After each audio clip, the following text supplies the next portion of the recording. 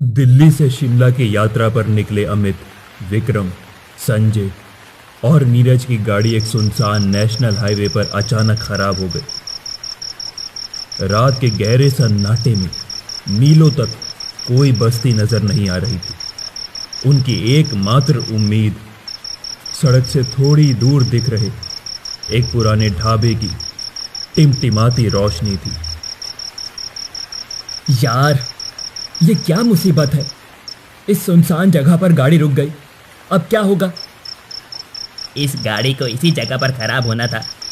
यहाँ तो हमारी गाड़ी वापस ठीक होने की संभावना भी नहीं है। कम से कम ये ढाबा तो दिख गया। चलो देखते हैं कोई मैकेनिक मिल जाए या थोड़ी चाय ही मिल जाए। मुझे तो ये जगह ठीक नहीं लग रही। इतनी रात गए कौन सा ढाबा खुला रहता है, वो भी इतनी सुनसान जगह पर। और कोई चारा भी तो नहीं है नीरज। चलो देखते हैं, हो सकता है वहां जाकर हमें किसी मैकेनिक का पता लग जाए। मजबूरन चारों दोस्त उसी ढाबे की ओर चल पड़े। ढाबे के अंदर एक बूढ़ा आदमी जो ढाबे का मालिक लग रहा था एक पुरानी कुर्सी पर बैठा हुआ था। ढाबे में इक्का दुक्का ट्रक ड्राइवर थे जो बेहद खामोशी से अपना खाना खा रहे थे। माहौल में एक अजीब सा सन्नाटा था और हल्की सी सड़ी हुई मीठी गंध आ रही थी। नमस्ते चाचा, हमारी गाड़ी खराब हो गई है। क्या यहाँ कोई मैकेनिक मिल सकता है क्या? इतनी रात में भला मैकेनिक कैसे मिलेगा? तुम्हें सुबह तक का इंतजार करना होगा। बैठो बैठो, चाय पी लो और खाना खा लो। चाय तो ठीक है चाचा, पर गाड़ी का क्या होगा?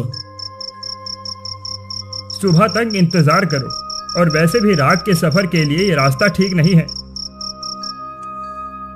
ठीक नहीं है?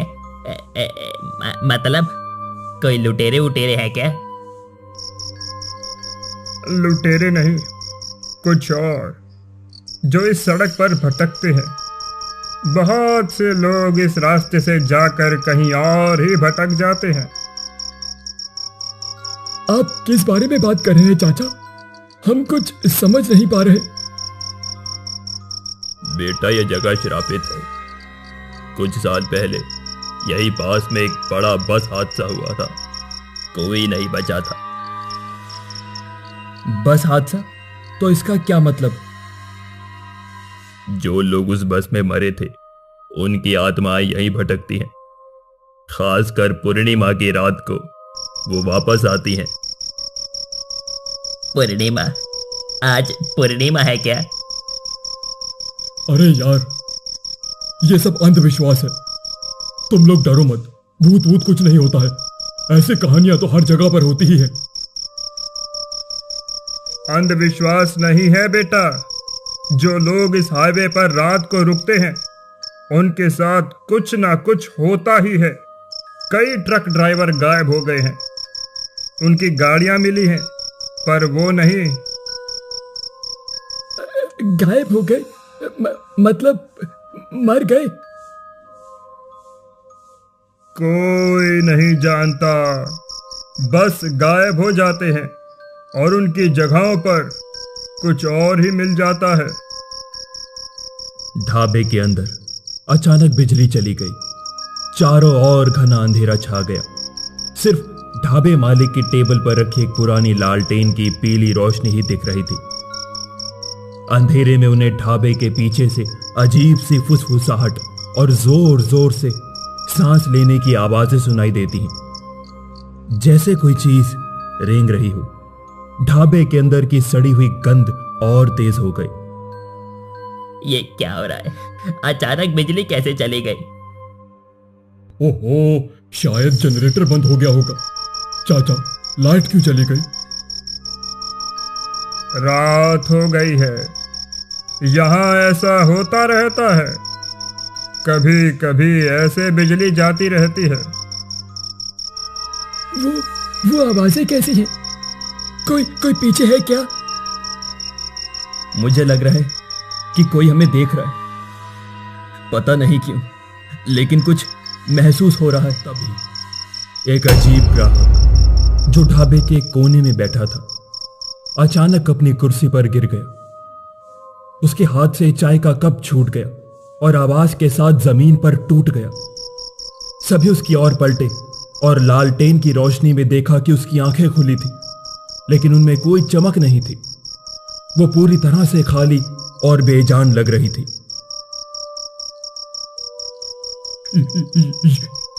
ये क्या हुआ? वो मर गया क्या? देखो जरा।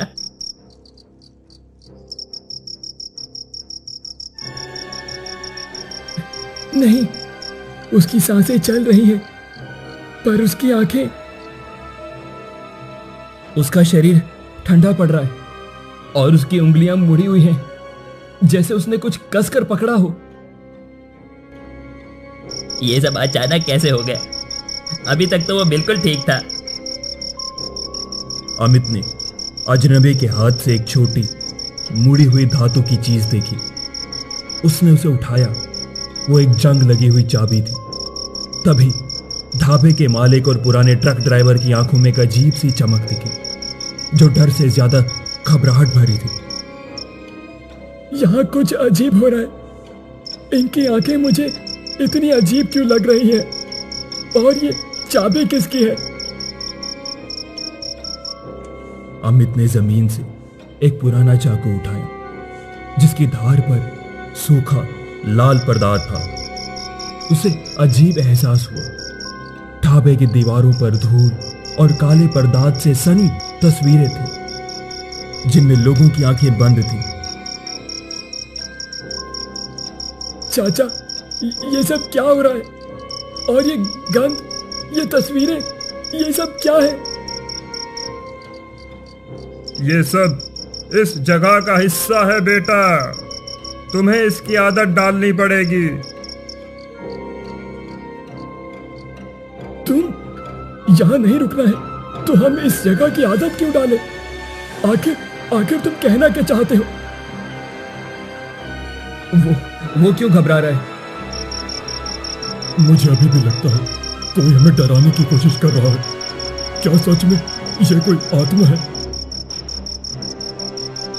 ये जरूर आत्मा ही है, वरना अचानक बिजली जाना, एक आदमी को अचानक मौत होना, ये सब कौन कर सकता है?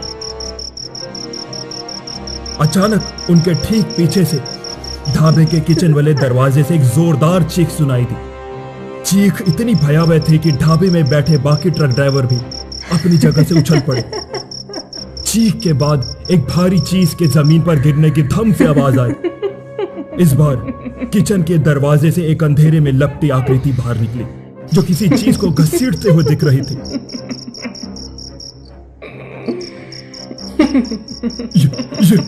ये क्या है? कौन है वहां? कौन है वहां? कोई नहीं है बेटा, ये ढाबा ये पुराना है। तुम लोग सावधान रहना। कुछ चीजें वैसी नहीं होती जैसी दिखती है, लेकिन उनका सच बहुत खौफनाक होता है। अमित किचन के खुले दरवाजे की ओर बढ़ा, जहां लालटेन की रोशनी में जमीन पर लाल धब्बे दिखे, जो अंदर तक जा रहे थे। तभी उसे हवा में खून की तेज गंध आ रही थी। एक अंधेरी आकृति ने एक और ग्राहक का बेजान शव, जिसकी आंखें खुली थी, ढाबे के बीच फेंक दिया। नहीं, हमें यहां से निकलना होगा। ये कौन है और ये क्या कर रहा है? ये तो वही आदमी है जो थोड़ी देर पहले बैठा था। लेकिन किसने किया और क्यों? अब इसे किसने मारा? ये सब क्या हो रहा है? तभी अजनबी ग्राहक की लाश के पास जंग लगी चाबी ने अमित के हाथ में अजीब तरह से कंपन किया। उसने चाबी को ढाबे के पुराने लकड़ी के काउंटर के पास एक छोटे छिपे हुए ताले में लगाने की कोशिश की। चाबी फिट हो गई। उसने ताला खोला और अंदर देखा। अंदर एक छोटी डायरी और कुछ पुराने पीले पड़े कागजात थे। ये क्या है? एक डायरी? तुम लोगों को ये सब नहीं करना चाहिए था। अमित ने डायरी खोली। पहले पन्ने पर लिखा था, बस नंबर 731, आखिरी यात्रा। डायरी में बस दुर्घटना के बारे में जानकारी थी। देखो, इस डायरी में ढाबे के बारे में कुछ लिखा है। क्या लिखा है? जरा पढ़ो। इसमें इस ढाबे के बारे में एक भयानक सच लिखा गया है। दरअसल ये ढाबा बस दुर्घटना में मरे हुए लोगों के शवों को ठिकाने लगाने और उनके कीमती सामान लूटने का अड्डा था। अजनबी ग्राहक और अन्य गायब हुए लोग उस बस की यात्री नहीं थे, बल्कि ऐसे लोग थे जो इस ढाबे के काले राज जान गए थे। डायरी में कुछ लोगों के नाम और पते भी लिखे थे, जिनके चेहरे तस्वीरों में बंद आंखों वाले थे। ये तो बस के लोगों के नाम हैं, लेकिन उनकी आंखें बंद क्यों हैं? जो आंखें देखते हैं उन्हें बंद कर दिया जाता है। इसका मतलब वो अजनबी और बाकी सब, उन सबको मार दिया गया। इसका मतलब हमें भी मार दिया जाएगा। अमित ने डायरी बंद की। तभी ढाबे का मालिक, एक पुराना ट्रक ड्राइवर और वो आकृति जो कि एक विशाल काय आदमी, भयानक आदमी था, वो एक साथ उसकी ओर बढ़े, जो इस सारे खेल के पीछे थे। तुम लोग यहां से बचकर नहीं जा सकते। हमने तुम्हें डराने की कोशिश की, लेकिन तुम हमारे ही राज जानने लगे हो। कहो, इन्हें किस तरह मारना है ताकि हम इनके भी अंगों का सौदा कर सके। तभी वहां पर दूर हाईवे से पुलिस सायरन की आवाज आई, क्योंकि नीरज ने पुलिस को बुला लिया था। पुलिस सायरन की आवाज सुनकर ढाबे में हड़कंप मच गया। ढाबे का मालिक, ट्रक ड्राइवर और वो विशाल काय आदमी भागने की कोशिश करने लगे। पुलिस ने ढाबे में छापा मारा और उन्हें धर दबोचा। अमित, विक्रम, संजय हालांकि सदमे में थे, लेकिन सुरक्षित थे। तुम लोगों का खेल खत्म। हमें तुम पर पहले से ही शक था, लेकिन आज वो हकीकत में बदल गया है। सर, ये लोगों ने बस दुर्घटना के बाद लाशों को लूटा है, और जो भी यहाँ उनके राज जानता है उसे मार देते हैं ताकि उनके अंगों को बेच सके। और वो सारी कहानियां बस लोगों को डराने के लिए थी।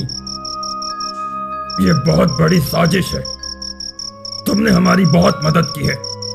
तुमने वक्त पर पुलिस को जानकारी देकर अच्छे नागरिक होने का कर्तव्य निभाया है।